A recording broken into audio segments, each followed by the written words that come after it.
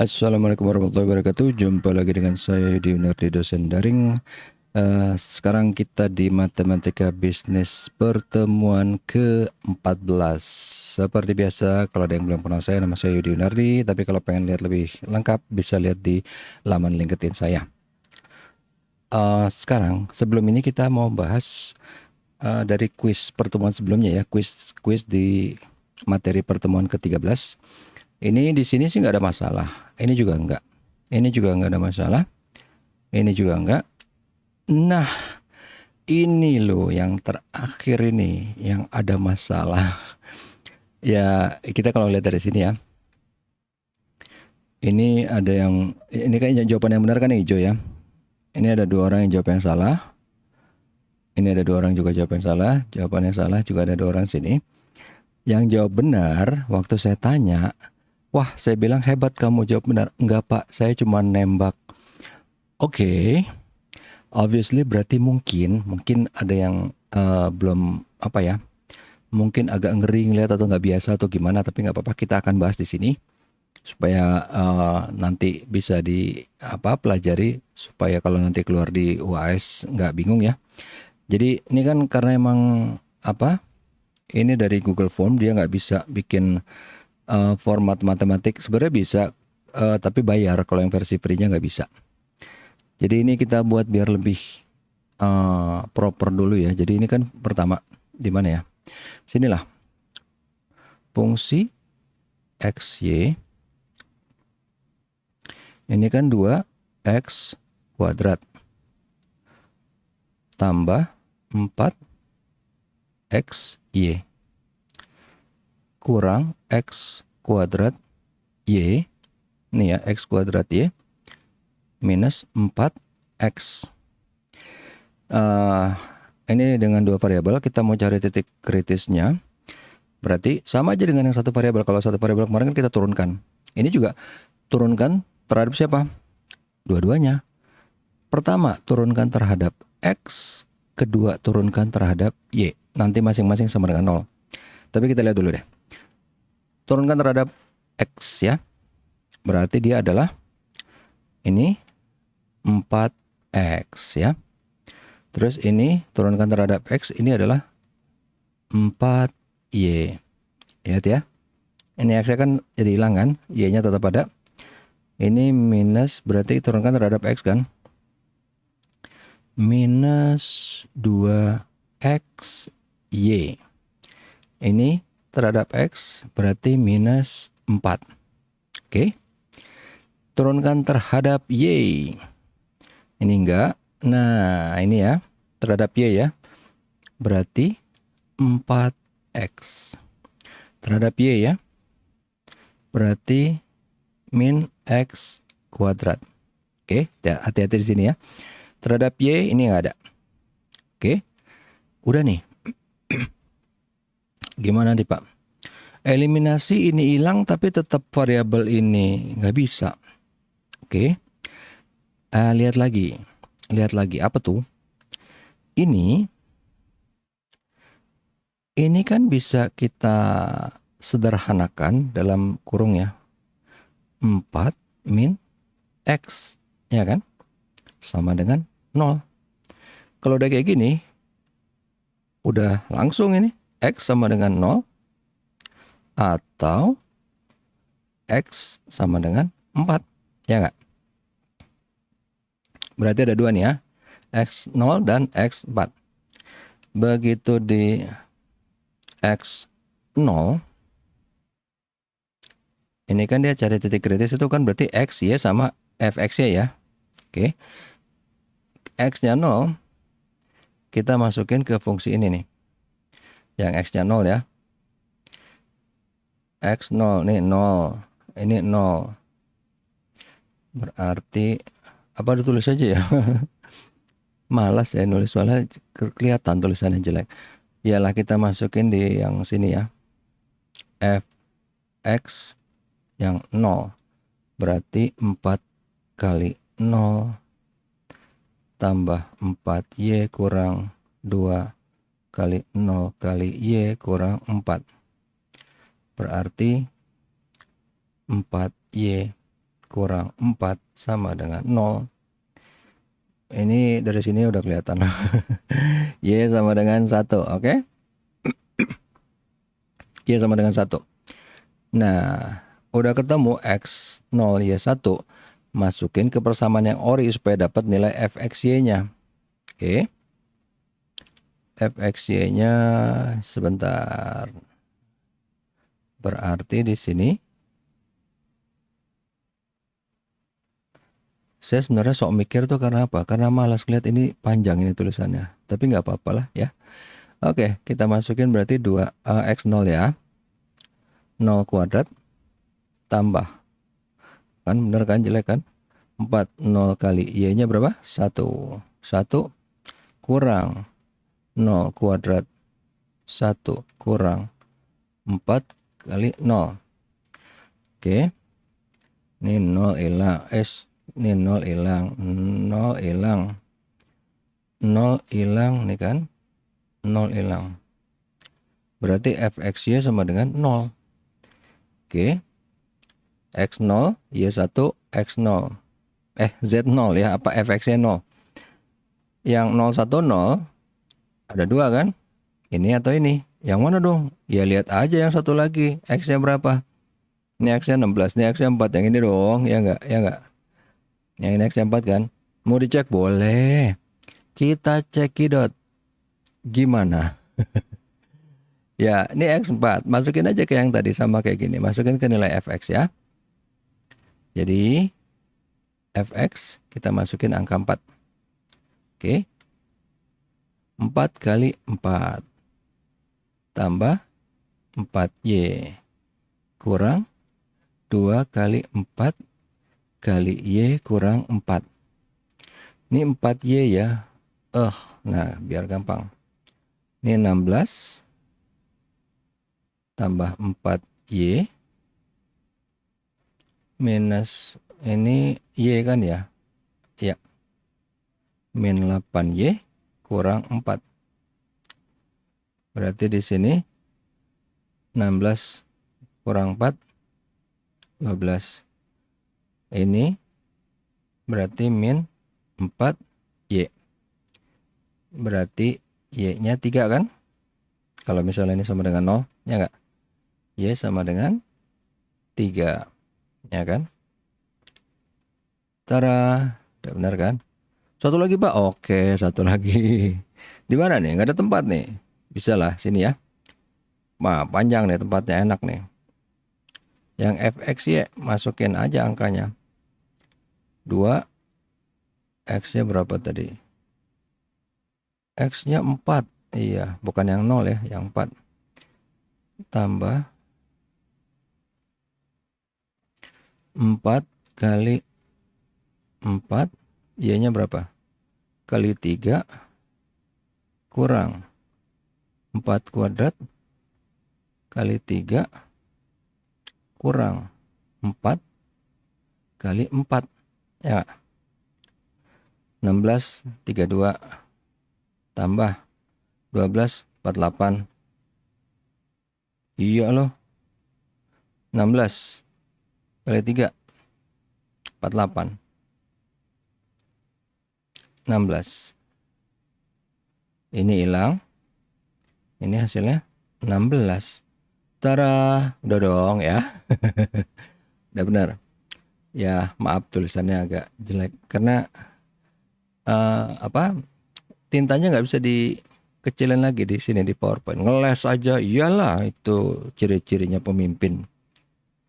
Karena tadi saya nyoba kalau di sini agak mendingan, tetap ya ngelesnya diterusin. Coba discard. Tadi mana sih draw? Ini loh. Coba ya. Tadi apa sih? Ini 2x enggak ya? Sama aja jelek juga. Sudahlah. Lanjut. Bagaimana tadi? Ya, sekarang kita ke pelajaran hari ini. Maksudnya di pertemuan ke-14 ya. Ada 4 tentang apa? Tentang optimasi fungsi bivariat dengan kendala multivariat dan kaidah dasar integral.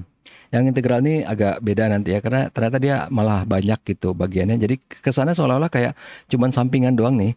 bla bla bla dan kaidah dasar integral. Tapi ntar integralnya malah banyak ini ya. Nggak apa-apa lah. Oke, yang pertama tadi ini apa? Optimasi fungsi multivariat.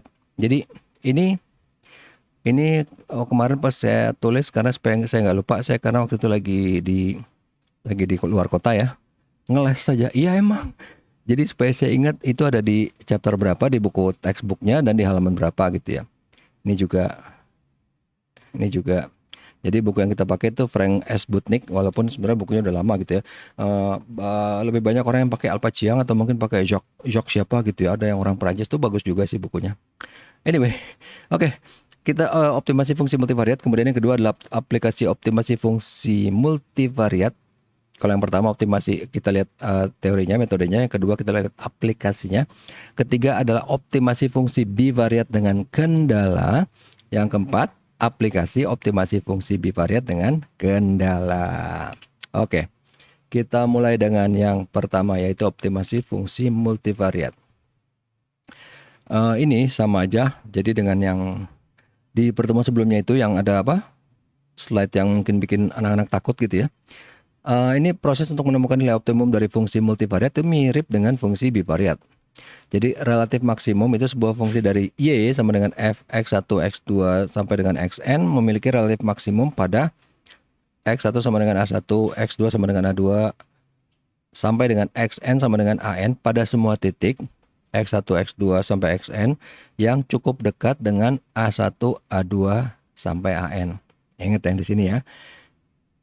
Oke, Pak, nggak make sense. Oh, gini. Cukup dekat ini sebenarnya waktu itu saya bahas waktu kita ngebahas slide ini, tapi biar refreshing, biar cepet ya. Ingat konsep limit. Jadi bukan dia exactly tapi cukup dekat, approximate gitu ya. Oke, di mana fungsi dari A1, A2 sampai AN lebih besar dari X1, X2 sampai XN gitu. Oke, ini sebenarnya cuma sama dengan yang ini, cuman kalau yang ini kan single variable. Ini kan multivariable gitu kan. Tadi mana tuh? Ini yang multivariable. Ini yang lebih dari 2, ini yang 2. Ini yang 2 kan fxy. Ini kalau misalnya lebih dari 2 sebenarnya sama aja. Jadi misalnya x-nya ada berapa gitu, x1, x2, x3, x4 dan berapa? Sama semuanya. Sama aja kayak tadi waktu pas kita di quiz awalnya tuh kan.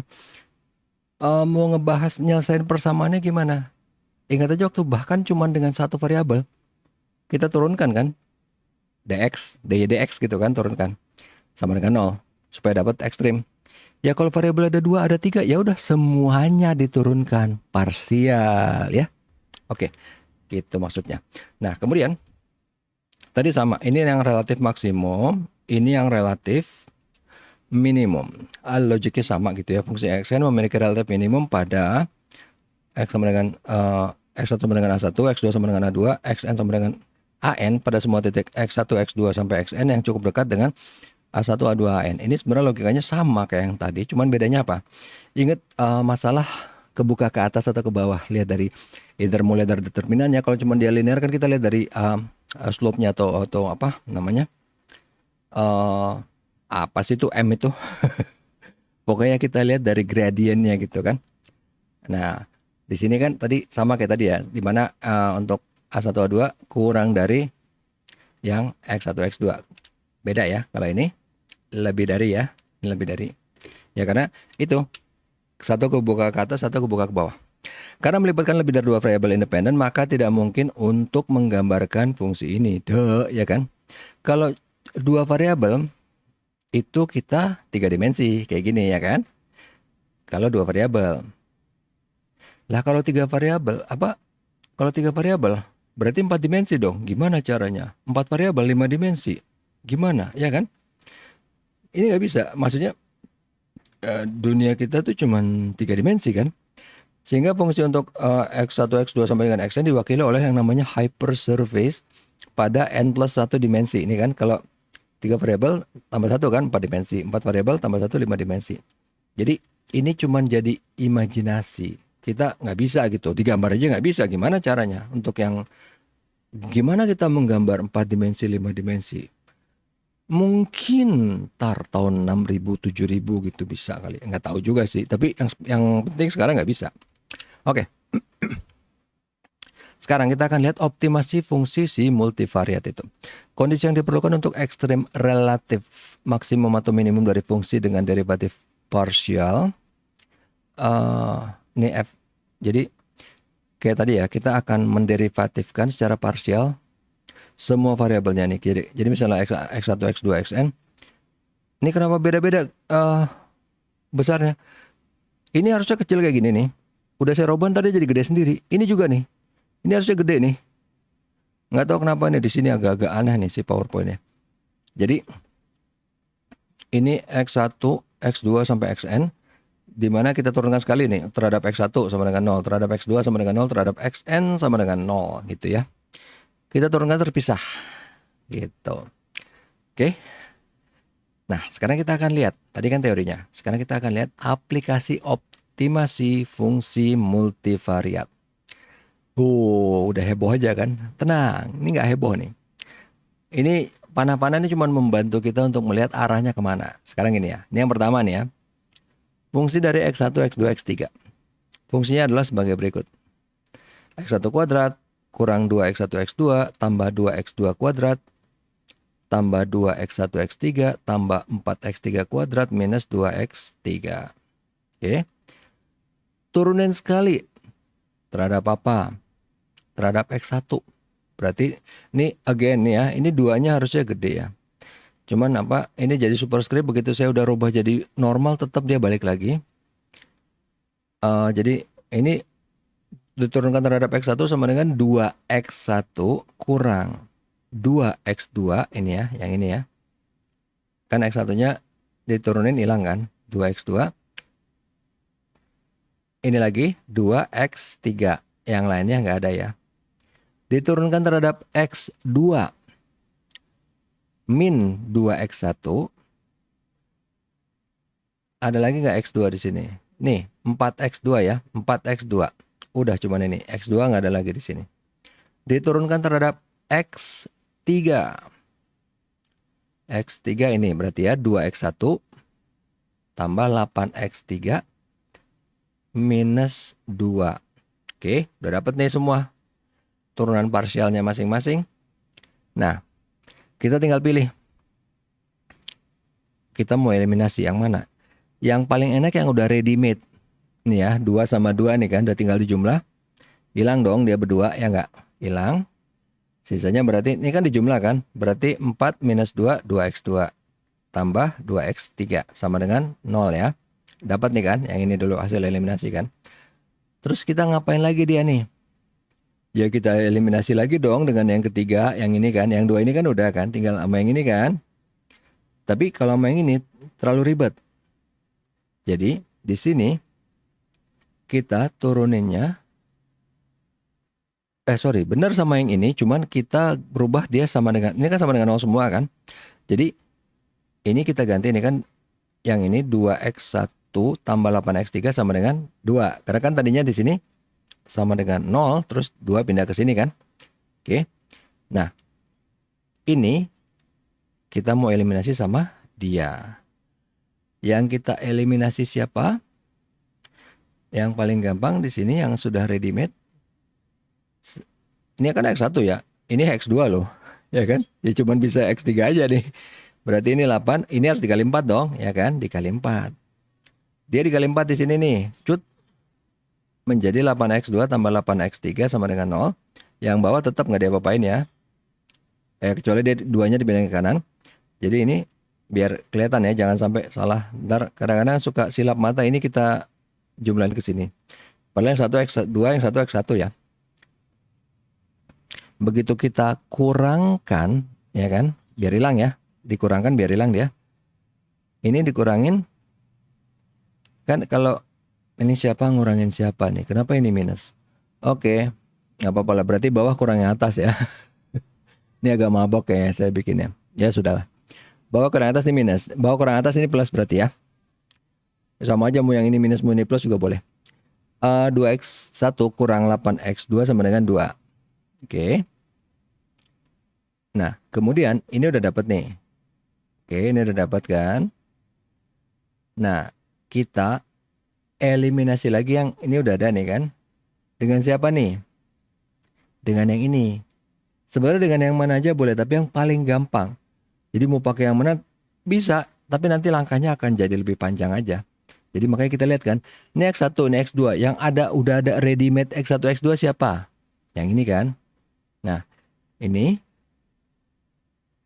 udah nih, kita pakai yang X1 sehingga X1-nya tereliminasi berdua kan. Jadilah tinggal X2 min 4X2. Ini ada angka kan di sini kan? 2, 4X2, min 4X2 sama dengan 2. Dapatlah X2-nya sama dengan min setengah dari sini ya. Dapat. Begitu udah dapat X2, tinggal dimasukin. Jangan masukin ke persamaan yang ada X3-nya, masukin ke persamaan yang ada X1 sama X2 aja. Atau X1 sama atau X2 sama X3. Ya enggak? Karena X2-nya kita tahu kan? Nah, di sini dapat nih, kita masukin ke persamaan yang mana contohnya nih? Kita masukin ke persamaan yang ini nih. Min 2X1 tambah 4X2. X2-nya adalah min setengah. Ini sama dengan 0. Bla bla bla, dapatlah. Ini X1-nya dapat nih kan di sini. Bentar ya, mana dia? Nih, dapat X1-nya sama dengan min 1. Dapat X1, dapat X2, masukin ke persamaan yang ada X1, X2, X3-nya. Yang ini kan. Ini 2 kali min 1 tambah 8X3 kurang 2. 2 itu dapat dari mana? 2. Ini yang mana sih? Oh, yang ini. Persamaan yang turunan Fx3 nih ya. 8X3 kurang 2. Dapatlah X3-nya sama dengan setengah. Jadi ini kandidat untuk titik ekstrimnya itu adalah X1 ya, minus 1, minus setengah, setengah untuk X1, X2, X3. Nah, kemudian masih ada yang kurang. Kita udah ketemu X1, X2, X3. Masukin dong ke persamaan yang orinya ini. Ya enggak? Masukin ke persamaan yang ori ini kan. Supaya, ini kan kita masukin semua angkanya yang tadi nih. Min 1, min setengah, sama setengah. Masukin ke persamaan yang di atas ini. Yang pertama banget. Udah kita masukin. Dapatlah hasilnya dari si, ini kita sebut aja Z ya. Dari si Z ini, angkanya min setengah. Sehingga relatif ekstrimnya adalah X1, X2, X3, Z. Min 1, min setengah, min setengah lagi ya. Inilah yang merupakan kandidat untuk titik ekstrim relatif. Oke. Lanjut. Sekarang kemudian kita akan melihat optimasi fungsi bivariat dengan kendala. Nah, ini asik nih. Selama ini kan kita sudah membahas optimasi persamaan yang tanpa kendala. Padahal dalam kehidupan sehari-hari, semua persoalan pasti memiliki batasan. Ya kayak, apa sih, sekaya-kayanya orang aja gitu kan, mau beli mobil pasti ada budget. Walaupun budgetnya beda-beda kan. Kalau orang biasa budget mungkin misalnya, 500 juta. Orang kaya mungkin, budget 11.000 triliun gitu kan. Tetap aja ada budgetnya. Walaupun bagi orang biasa gede banget, tapi tetap ada kan angkanya, ya nggak? Sehingga pemodelan matematisnya pun pasti mengikut sertakan kendala tersebut. Iyalah, kendala ini memiliki batasan yang dapat mempengaruhi seperti apa fungsi tersebut dapat dioptimalkan.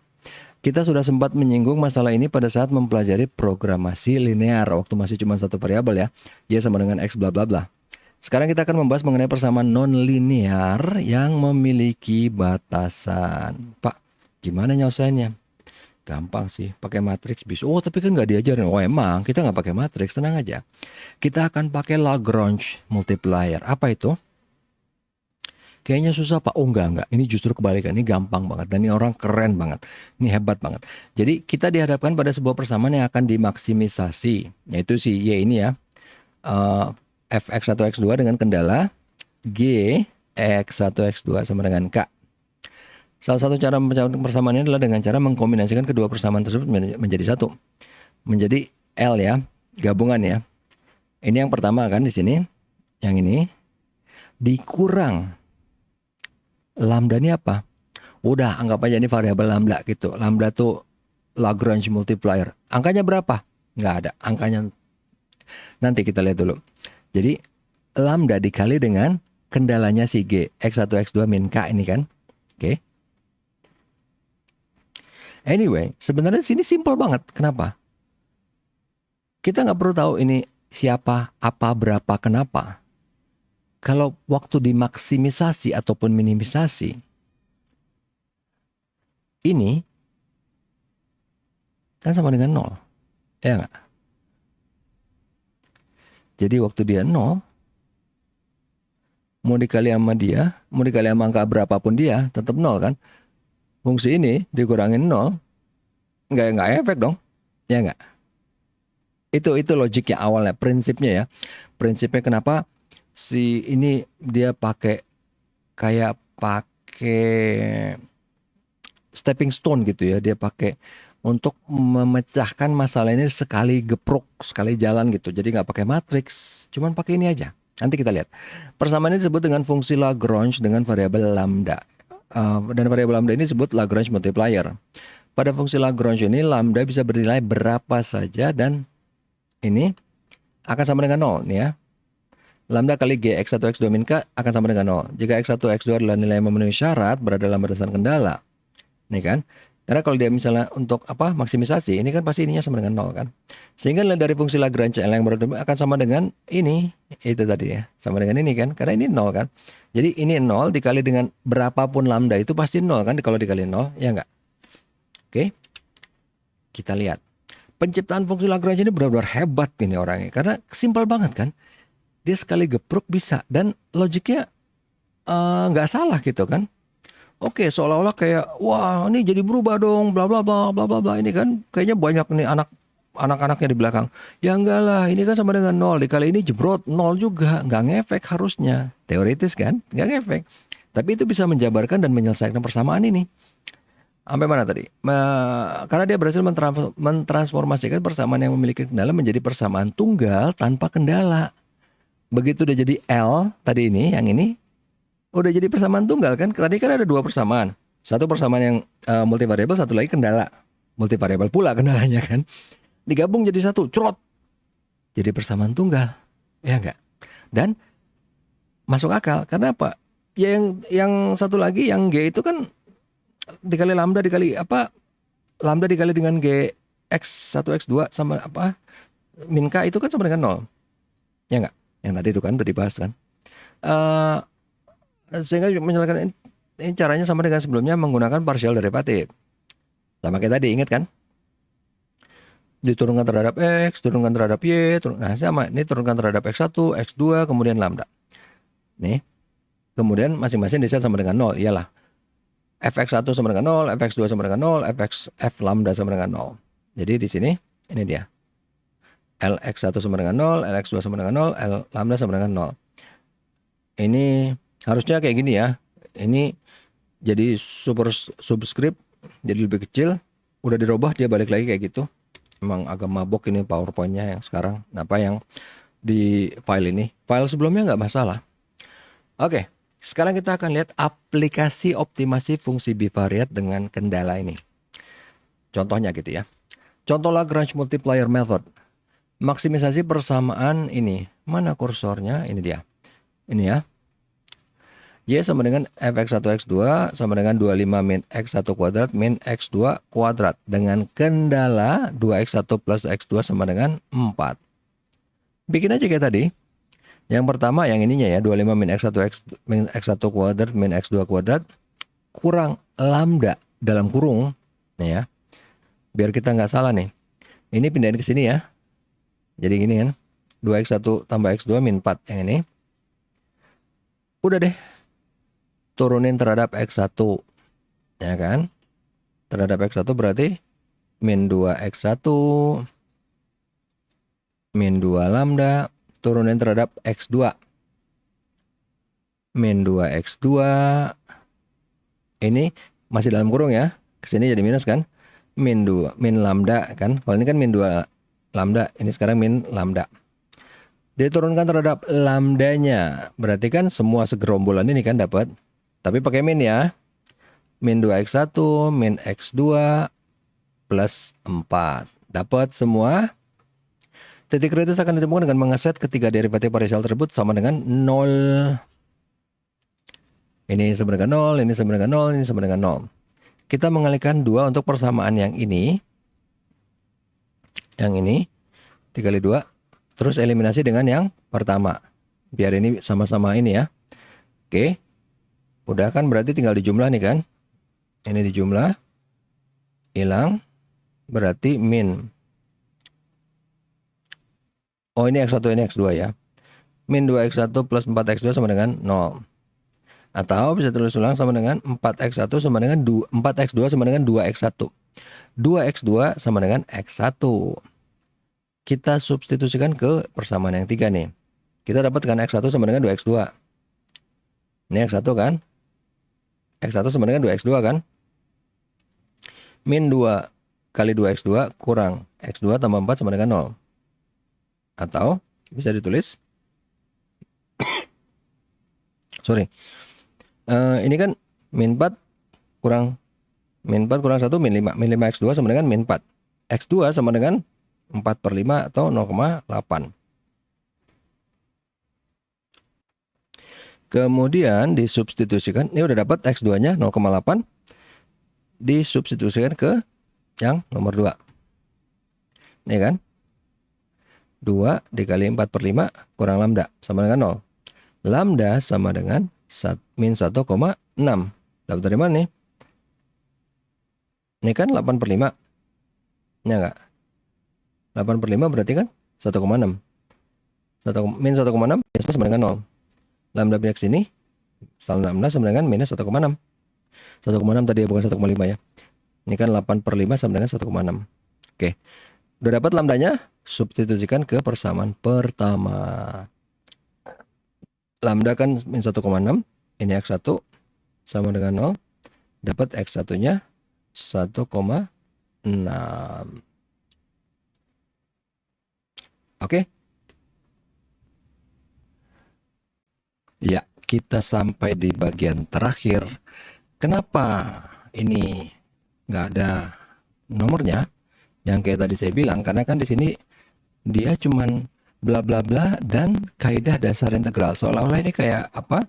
Cuman sampingan gitu. Makanya saya juga bingung apa ini mau dimasukin chapter sendiri atau enggak. Padahal ini banyak gitu. Jadi mau nggak mau masuk. Cuman kalau dari RPS-nya enggak. Cuman ya udah nggak apa-apa.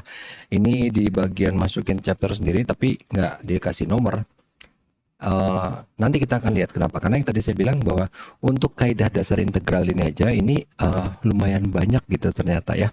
Tapi nggak apa-apa. Mari kita lihat. Jadi yang pertama nih, integral apa sih itu?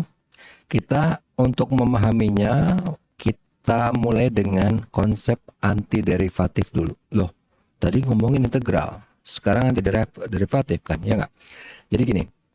Selama ini kita sudah belajar mengenai derivatif, yaitu dari F, turunannya kan F aksen. Nah, nanti ada saatnya di mana kita udah tahu F aksennya duluan. Kita nyari F-nya. Jadi, kita udah tahu, ini ya, di sini kita udah tahu F aksennya dan kita harus mencari fungsi orinya, yaitu F-nya. Karena proses mencari fungsi ori tersebut adalah reverse of differentiation, maka dikatakan sebagai antiderivatif.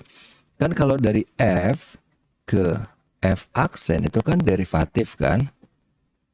Ya logikanya aja, kalau misalnya dibalik ke sini berarti namanya antiderivatif, gitu aja sih. Oke. Ini gampang kok, cuman bolak-balik aja. Nah, sekarang kita lihat nih contohnya. Misalnya, kita udah tahu nih hasil derivatifnya atau F aksennya itu adalah 4. Kita disuruh mikir. Berarti fungsi orinya apa nih? Fungsi orinya itu kan 4x kan? Karena begitu kita turunin dapatnya 4 kan? Tapi kan nggak cuma 4x. 4x plus 1, plus 2, plus dan seterusnya ini bisa semua kan? Karena kan ini juga diturunin 0 kan? Yang kena kan 4 di sini kan? Jadi di sini konstanta berapa aja bisa. Makanya semua fungsi yang memiliki bentuk ini, jadi si derivatif yang ini, fungsi orinya itu adalah 4x plus c, di mana c ini any number, ya, konstanta apa aja, angka berapa aja gitu.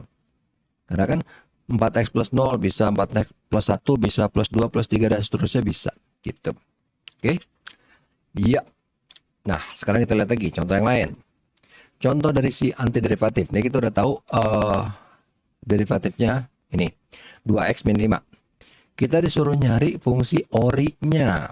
Fungsi orinya kayak gimana? Ini berarti kan ini kita masih nebak-nebak, tapi nanti akan ada cara yang ini ya, yang lebih ilmiah gitu. Sekarang kita cuma kita kayak ngebalik apa prosedur waktu kita derivatif nurunin ya. Berarti kalau ini kan dia awalnya kan sekarang pangkat 1 berarti tadinya pangkat 2 dong itu kan. Pangkat 2 ini x-nya berarti x kuadrat. Ini tadinya 5 berarti apa sekarang 5 tadinya berarti 5x gitu kan. X kuadrat min 5x. Jangan lupa plus c. Konstanta tadi kan sama kayak tadi logikanya di sini. Sama kayak yang ini kan. 4x plus c. C-nya itu any number. Konstanta apa angka berapa aja di sini kan. Oke. Itu udah contoh lain. Kita tahu hasil derivatifnya adalah 2x kuadrat min 5x pangkat 3. Berarti kan ini orinya pangkat 3, ini orinya pangkat 4. Kurang lebih gitu kan. Oke, orinya pangkat 3 dan orinya pangkat 4. Tapi harus berapa supaya dia hasilnya 2 di sini. Nah, berarti ini hasilnya adalah begini. Caranya gimana? Nanti kita ada cara yang ada rumusnya ya. Cuman sekarang kita lihat aja dulu nih. Ini gimana supaya diturunin jadinya 2. Harusnya 2/3. Karena ini pangkat 3 kan. Supaya ini, kan kita tahu kan proses derivatif itu kan ini kali ini. Baru nanti ini dikurangin kan. Pangkatnya berkurang 1 kan. Supaya dapat hasilnya 2 kan. 3 dikali berapa? Supaya dapat hasilnya 2. Dikali 2/3. Ya enggak? Ini 2/3. Kemudian yang ini. Supaya hasilnya 5. Kan ini 4 kan. 4 dikali berapa? 5/4. X pangkat 4. Oke. Ini masih apa namanya? Masih bingung karena ini cuma mau ngasih lihat cara apa kita betapa susahnya nebak gitu kan. Sebenarnya rumusnya ada, tenang aja, nanti slide berikutnya ada. Jadi kita cuma pengen bilang, oke, setelah nanti kita tahu nih hasil derivatifnya ini. Fungsi orinya apa sih? Oh, yang ini. Always cross check. Begitu kita udah bikin ininya, bener nggak sih? Coba turunin, bener nggak hasilnya itu, gitu, oke? Jadi ini saya hapus eraser dulu ya, oke? Jadi misalnya kita udah dapat hasil ini, bener nggak sih ini? Coba kita turunin, 3 kali 2/3 2, 3 kurang 1 2, ini kan berarti 2x kuadrat, benar. 4 kali 5/4 5, 4 kurang 1 3, benar, itu maksudnya. Oke, sekarang kita lihat. Nah, kemudian nanti ya, rumusnya itu yang tadi saya bilang itu ada nanti. Berarti bukan di slide ini, slide. Coba ya, tes aja dulu. Belum. Nanti ada kok, beneran. Saya ingat banget ada di sini nanti rumusnya. Kayaknya di rules. Nah, ini di rulesnya. Oke. Nanti begitu kita udah masuk di rulesnya itu ada ya. Jadi kita nggak nebak-nebak kayak tadi, susah kan kalau nebak kan. Ngomong-ngomong tadi apa mana? Ini udah ya. Oke. Dengan informasi tambahan, kita dapat memperkirakan dengan tepat dari mana fungsi f ini diturunkan. Yang ini ya. Mana sih kursornya? Yang ini nih. Fungsi diturunkan. Jadi misalnya nih. F aksen 4. Berarti kan dia f-nya adalah 4x plus c kan. Nah. Fungsi orinya itu melewati titik 2,6. Karena koordinat titik ini harus memenuhi persamaan fx, maka kita dapat memecahkan persamaannya secara spesifik. Jadi nggak harus 4x plus c. C-nya kita bisa tahu berapa. Gimana caranya? Dengan mensubstitusikan si x yang angka 2 ini dan y atau fx-nya angka 6 ini kemana? Ke dalam persamaan 4x plus c kan? 4x plus c sama dengan 6. Ya enggak? Nah, terus x-nya berapa? 2. 4 kali 2, 8. 8 tambah c sama dengan 6. Ya kan? C-nya sama dengan min 2. Gitu. Jadi dapat nih c-nya min 2. Sehingga persamaan orinya adalah 4x min 2. Oke? Ya kan? Ini tadi kan 4x plus c sama dengan 6. 6 sama dengan 4 kali 2 tambah C. Ini kan 8 tambah C sama dengan 6. Ya enggak? 8 tambah C. Berarti 8 pindah ke sini. Min 8 tambah 6. Min 2. Oke. Rules of integration. Nah, untungnya untuk mencari antiderivatif kita tidak harus menebak-nebak. Yang tadi saya bilang nih ya. Tidak harus menebak-nebak selamanya. Seperti halnya diferensial, ada serangkaian aturan yang telah dibuat untuk menemukan antiderivatif. Jadi ada aturannya dan banyak. Makanya ini kenapa saya bingung kan. Ini kesannya kayak cuman sempalan, tapi banyak di aturannya. Jika suatu fungsi memiliki bentuk tertentu, ada aturan khusus yang telah tersedia untuk menentukan antiderivatifnya dengan mudah. Apa iya? Jadi sebenarnya kalau kita hafal aturannya iya benar mudah, tapi kan kalau kita nggak hafal ya nggak jadi mudah juga ya nggak? Oke, karena aturannya ada banyak nih. Nanti kita lihat ya. Proses untuk menemukan antiderivatif seringkali disebut dengan integration. Dan serangkaian fungsi yang diperoleh dari proses ini disebut indefinite integral. Dengan notasi apa? Notasi ini. Kenapa dibilang indefinite? Karena ada nanti, bukan di sini ya, pelajaran berikutnya ada yang namanya definite integral. Kalau indefinite itu kan kita nggak netapin batas dari angka berapa ke berapa. Kalau definite itu kita netapin batas. Integral dari angka misalnya 0 ke 10, 2 ke 7 gitu. Itu definite. Ya, kita nggak bahas. Kita bahas indefinite integral. Nggak ada angka ya, nggak ada awal, nggak ada akhir. Dengan notasi ini, di mana ini adalah tanda integral dan F adalah integran atau fungsi yang ingin kita cari indefinite integralnya. Karena kan di sini biasanya di soal yang kita tahu kan adalah F aksennya kan. Nah, F-nya adalah integran.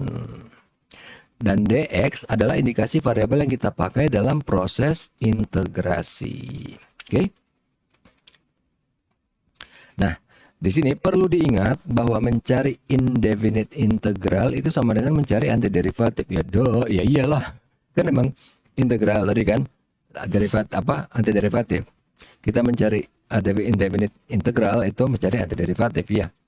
Dari contoh sebelumnya kita mengetahui bahwa antiderivatif dari 2x min 5 adalah ini kan x kuadrat min 5x plus c. Kita dapat menulisnya dengan notasi integral kayak gini nih. Jadi integral dari dalam kurung 2x min 5 tutup kurung dx sama dengan ini. Jadi ini derivatifnya, ini fungsi orinya gitu ya. Ditulisnya kayak gini kalau pakai notasi integral. Definisi dari indefinite integral. Dengan melihat f sebagai suatu fungsi yang kontinu. Kenapa begitu? Ini sebenarnya off topic sih, cuman nggak apa-apa. Kenapa begini? Pertama, kita balik lagi ke konsep limit, tapi sebenarnya ada yang lebih gampang lagi. Ini kan kita ngomongin semua ini kan fungsi kuadratik, apa ya? Pokoknya dia bukan linear ya, bukan linear, pasti bentuknya kurva dong. Kita nyari kan semua dari apa? Kalau yang dulu kan apa yang saya selalu bilang, kalau misalnya dibentuk kayak garis, kita nyari slope-nya gampang karena di semua titik dia sama kan. Kalau ini kan enggak. Maka kita bingung kan ada di mana, ada di mana, ada di mana. Kita sehingga muncullah kata aproksimasi, muncullah kata limit gitu kan. Itu semua nggak akan bisa terjadi kalau ini nggak kontinu garisnya. Misalnya dia garisnya begini ya nggak. Kan kalau ini kita cuma bisa bilang slope-nya di mana? Somewhere along the curve gitu kan, limit bla bla bla. Nah, kalau ini nggak bisa. Karena putus di situ kan. Kita mau bilang somewhere along ya nggak mungkin, adanya cuma di sini, yang ini kosong ya kan. Ini adanya di sini, di sini, di sini, yang lain kosong. That's why makanya dibilang ini sama, tetap sebagai fungsi yang kontinu. Ini sebenarnya apply juga dengan sebelum-sebelumnya yang kita udah pelajarin. Ini cuma kayak mau ditekankan lagi aja. Karena kayak kita ngomongin slope gradient kan nggak mungkin juga bisa pakai titik-titik kan, harus berbentuk kurva. Even yang garis pun kalau misalnya di garisnya nggak kontinu, ya misalnya begini nggak bisa juga kan. Itu sih. Ini sebenarnya malah agak membingungkan kali. Cuman ini saya ngambil langsung dari buku cetak ya. Ngeles, iyalah harus gitu. Apa tadi? Integral dari fx dx sama dengan f besar x tambah c. Nah, kenapa gini? Dengan catatan bahwa ini kalau di derivatifkan jadi ini ya, sebenarnya cuma muter-muter doang sih, ya kan? Ini adalah fungsi orinya. Integral fungsi ori berarti kan di sini kan derivatif kan? Sementara kalau derivatif adalah orinya dong, ya enggak? Derivatif dari derivatif adalah orinya kan? Itu cuma pengen bilang itu aja sih dia. Jadi udah nggak usah terlalu dipusingin karena again ini saya juga nggak tahu kenapa si Butnik itu pengen ngomong kayak gini ya. Dia cuma pengen bilang bahwa oke, ini sebenarnya dia mungkin pengen kayak disclaimer gitu ya.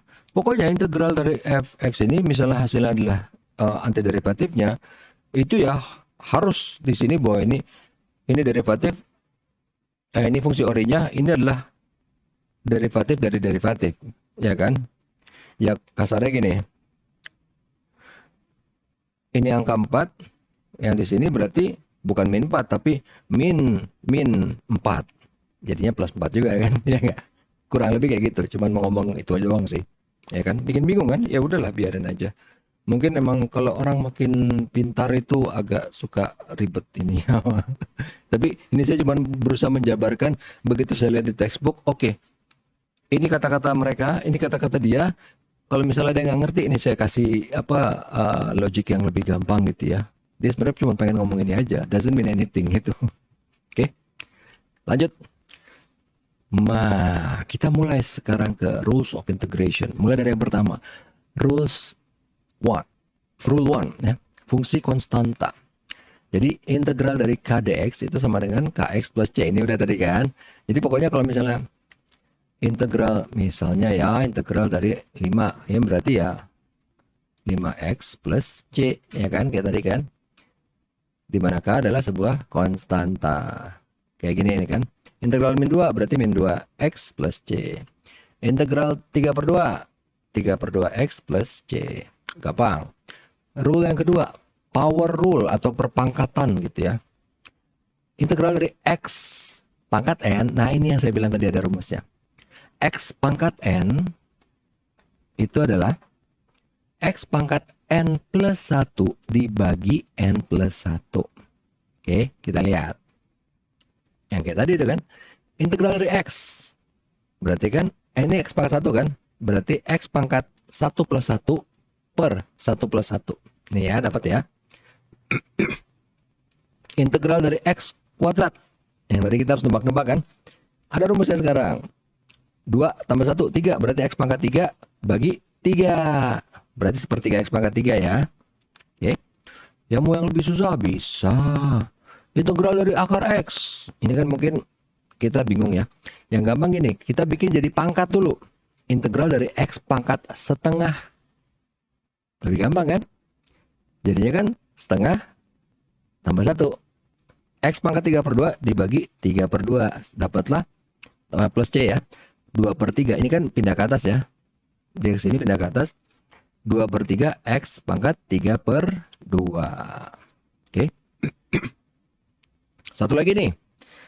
Integral dari 1 per X pangkat 3. Kita bikin jadi flat lagi. X pangkat min 3. Benar kan? Ini adalah X pangkat min 3. Ini adalah X pangkat setengah. Kalau kita udah bikin kayak gini, lebih gampang kan? Berarti tambah 1. X pangkat min 2 dibagi min 2. Dapatlah min 1/2x kuadrat. Kok bisa Pak? Ya ini kan pangkat min berarti kan ke bawah kan? X pangkat min 2 sama dengan 1 per x kuadrat kan? Ini pindah ke bawah. Ini tetap di bawah. Jadi min 1/2x kuadrat plus C. Oke? Itu baru rule kedua nih.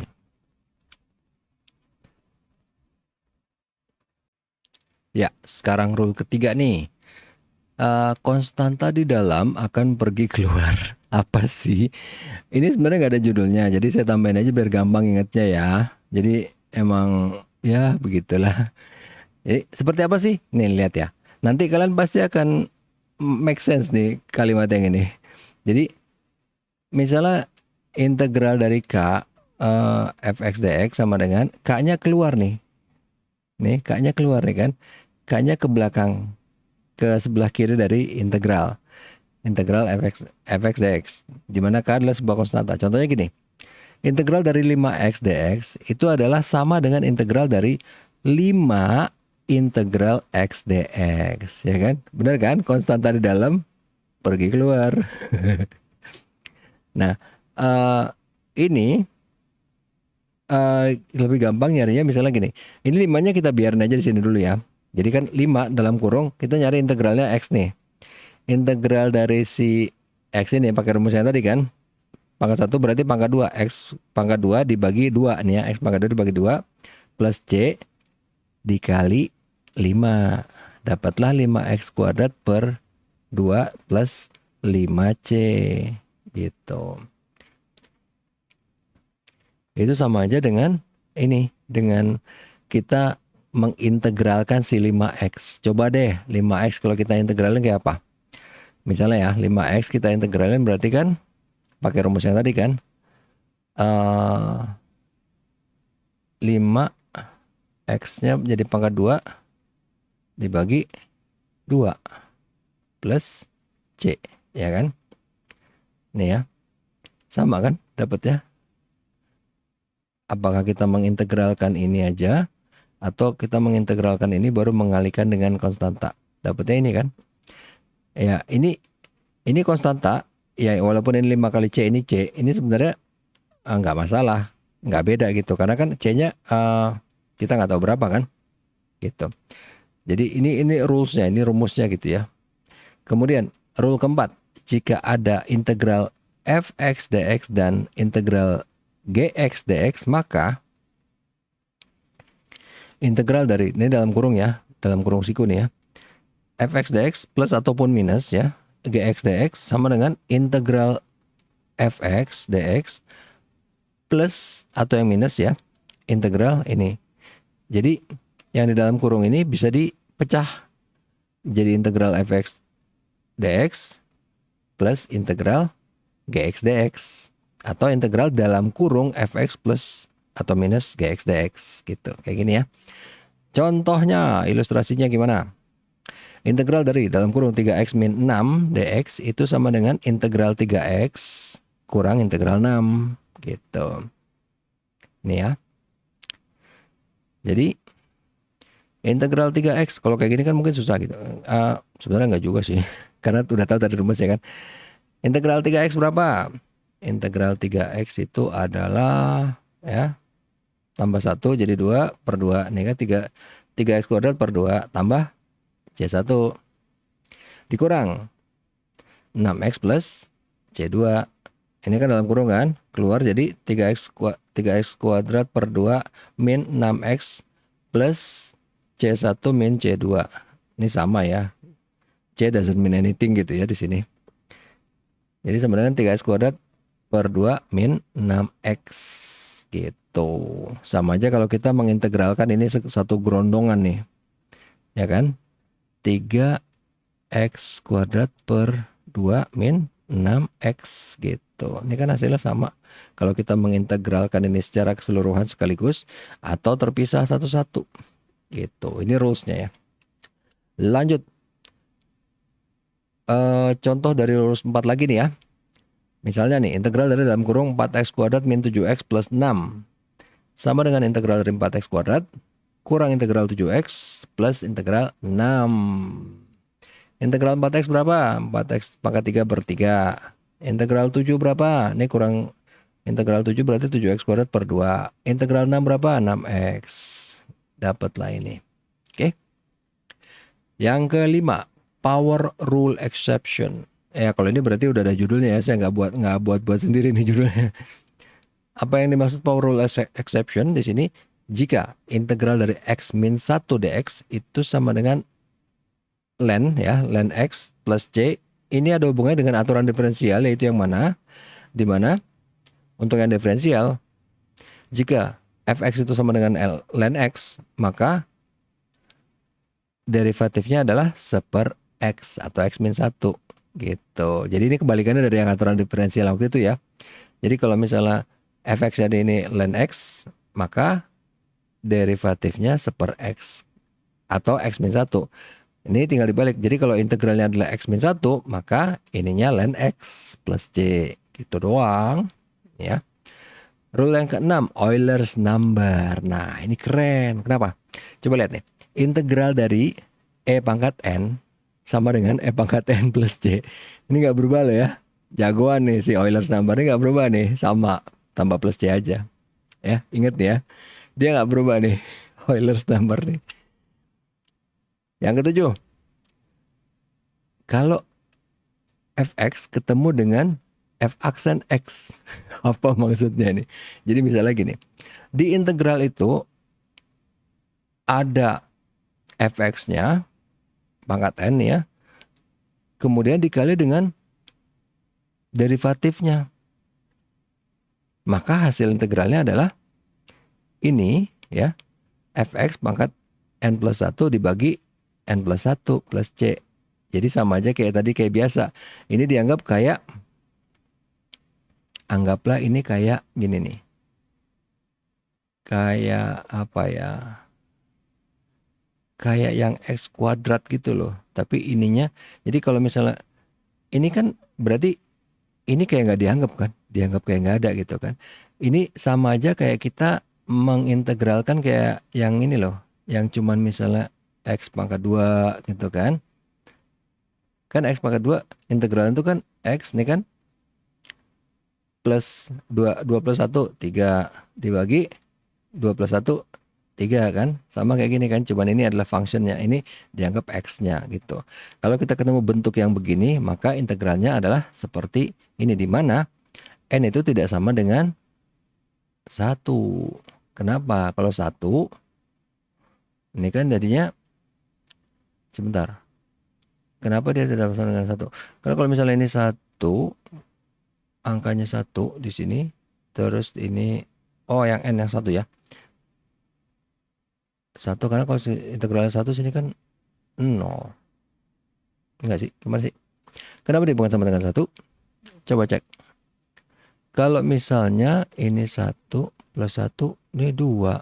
Tapi di sini kalau misalnya ini pangkat n, kalau dia ini n-nya 1, integralnya nih, kan kalau misalnya nih ya, fungsi orinya pangkat 1. Ya dong, kalau pangkat 1 berarti di sini derivatifnya berapa? Kalau misalnya suatu bilangan anggaplah sini x, ya, turunannya berarti berapa? Gak ada kan? Ya gak? Kan kalau misalnya 3x turunnya berarti 3, berarti di sini turunnya 1 kan? Ya di sini sama aja, berarti kalau misalnya kayak gini ya, ini doesn't mean anything, sama aja kayak 1 gitu kan? Gitu. Ya nggak sih? Logiknya benar kan? Coba kita lihat lagi. Karena kalau misalnya di sini, ini yang n ini kan. Karena kalau dia cuma 1, pangkat di sini nggak mungkin sebuah fungsi, pasti cuma sebuah konstanta. Gitu maksudnya. Karena di sini dia mau ngelihat bahwa ini ada function, ini ada function. Jadi kalau misalnya function ini adalah ori, yang ini merupakan, kelihatannya function biasa, tapi ternyata dia itu turunannya dia. Gitu. Kalau dia cuma angka 1, ya sebenarnya kan angka 1 nggak mungkin ditulis kan. Bahkan kalau misalnya dia angka, bukan 1 deh. Sini misalnya angka 3 atau berapa gitu ya, hasil dari yang ini nih. Enggak. 1. Karena kan ini n nggak boleh sama dengan 1. Kita justru lagi ngebahas kenapa misalnya ini, kenapa nggak 1. Karena kalau 1 ya ini sebenarnya sama aja kayak integral function biasa dong, bukan rule 7 jadinya. Ini jadi kayak rule 1 ya. Yang rule yang awal banget nih. Ya enggak, rule 1 enggak, rule 2 power rule yang ini. Jadi sama aja kayak gini dong. Dia enggak usah bikin rule sendiri. Ya enggak. That's why makanya dia bilang ini bukan sama dengan 1. Sebenarnya ini bukan fungsi, bukan batasan. Dia cuma bilang soalnya kalau misalnya sama dengan 1, ya ini bukan masuk rule 7, ini mau masuk rule 2 tadi kan. Gitu. Panjangan ya, nggak apa-apa lah, biar jelas.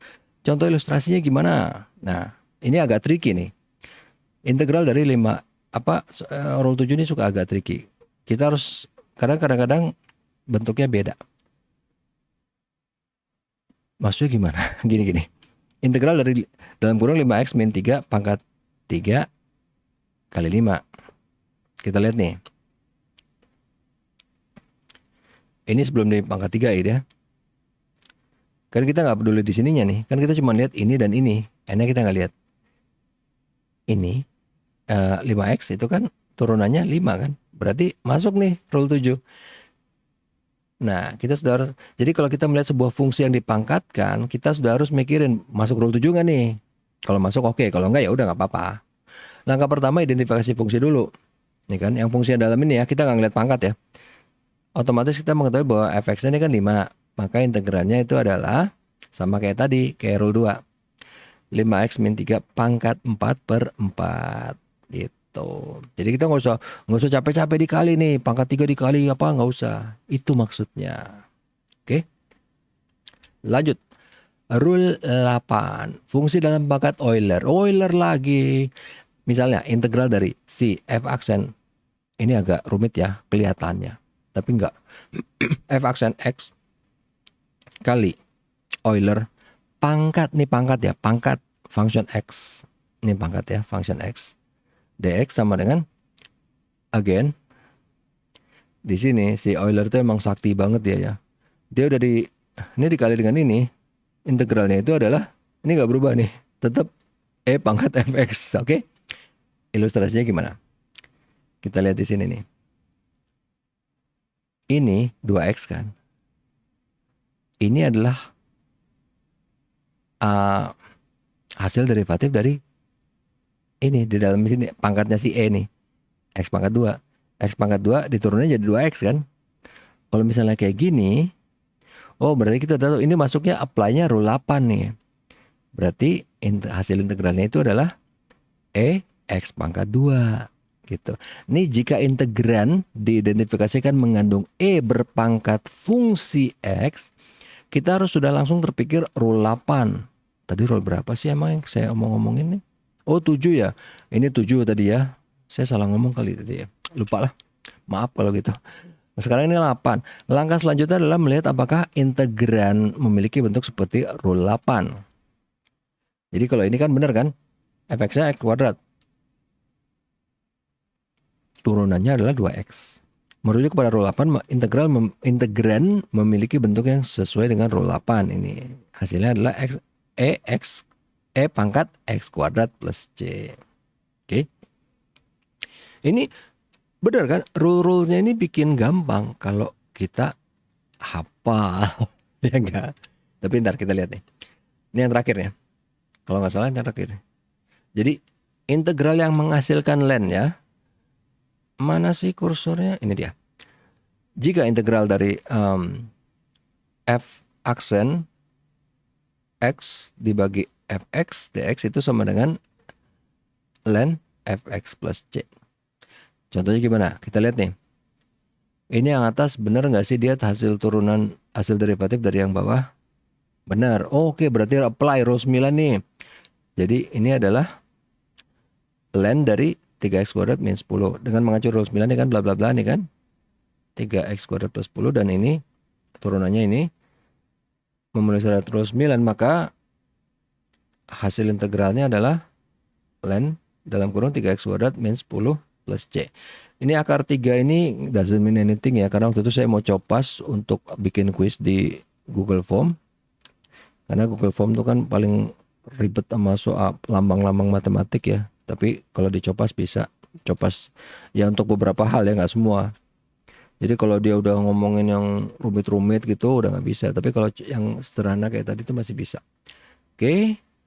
Bentar. Ini udah selesai nih. Lama ya nge-save-nya. Oke. Udah nih ya. Nah, ini kan kita di sini nggak ada break ya. Kita akan langsung coba nih latihan soal nih ya. Soal Lagrange multiplier method. Maksimisasi persamaan dari ini si f x1 x2. Ini persamaannya ya, min 3x1 kuadrat plus 2x2 kuadrat plus 20 x1 x2. Kendalanya adalah x1 plus x2 sama dengan 100. Kita bikin jadi Lagrange multiplier method ya. Ini yang atas taruh depan. Ya. Dikurang lambda kali batasannya. Batasannya ingat ya, ini dibikin sama dengan 0, jadi ini pindah ke sini. Jadi x1 plus x2 min 100. Ini ya. Udah tinggal diturunin satu-satu nih. Turunin terhadap X1 hasilnya berapa? Terhadap X1 berarti min 6X1 20X2 min lambda. Diturunin terhadap X2 4X2 20X1 minus lambda. Diturunin terhadap lambda minus X1 minus X2 plus 100. Dapat ya? Udah. Kita bikin semuanya sama dengan 0 baru dicari. Sama kayak tadi tuh loh yang banyak panah-panah gitu kan. Oke. Ini yang pertama, ini yang kedua, ini yang ketiga.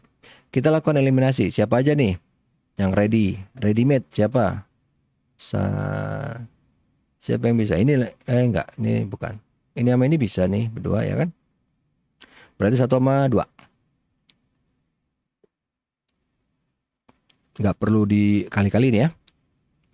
Tinggal di apa? Dikurang aja. Atas kurang bawah. Min 6, min 20, min 26. 20 kurang 4, 16. Min lambda jadi 0. Ya. Kalau ini min ya. Ini jadi hilang. Dapat segini. Kemudian ini yang min 26 pindahin ke kanan. Jadi kemudian dua-duanya dibagi 2. 8X2 sama dengan 13X1. X1 sama dengan 8 per 13X2. Udah dapat ini. Substitusikan ke persamaan yang ketiga. Min dari X1 ini kan ini ya. Min dari dalam kurung 8 per 13X2 kurang X2 tambah 100 sama dengan 0. Min. Ini berarti kan 8 per 13 dan 13 per 13. Jadi min 21 per 13. Ini kan min sama min kan. Min 21 per 13. X2 sama dengan 100. X2 sama dengan 61,9. Dapat angka X2. Masukin ke persamaan kedua ini. Ya. 4 kali 61,9 tambah 20 kali 8 per 13. Kali. Ini kan. X1 itu kan berarti 8 per 13 kali ini ya. 8 per 13 kali 61,9 dikurang lambda sama dengan 0. Lambda sama dengan 247,6 tambah 761,8 sama dengan 1009,4. Ini yang tadi nih ya. Ini kan kita udah dapat dari sini kan otomatis kan. X1 sama dengan 8 per 13 kali 61,9 dapatnya 38,09. Oke. Nah, sekarang kita lihat soal integrale. Ini agak-agak tricky di sini. Pertama karena rule-nya banyak, karena kedua kemudian kadang-kadang ada yang kelihatannya seolah-olah nggak memenuhi rule, tapi ternyata fungsi itu di otak-atik dikit jadi memenuhi rule. Nih kayak gini contohnya. Integrale ini ya, yang ini ya. X min 1 dibagi 4X2 min 8X plus 10. Kalau ngeliat rule 9, ini yang bawah nih kan ini.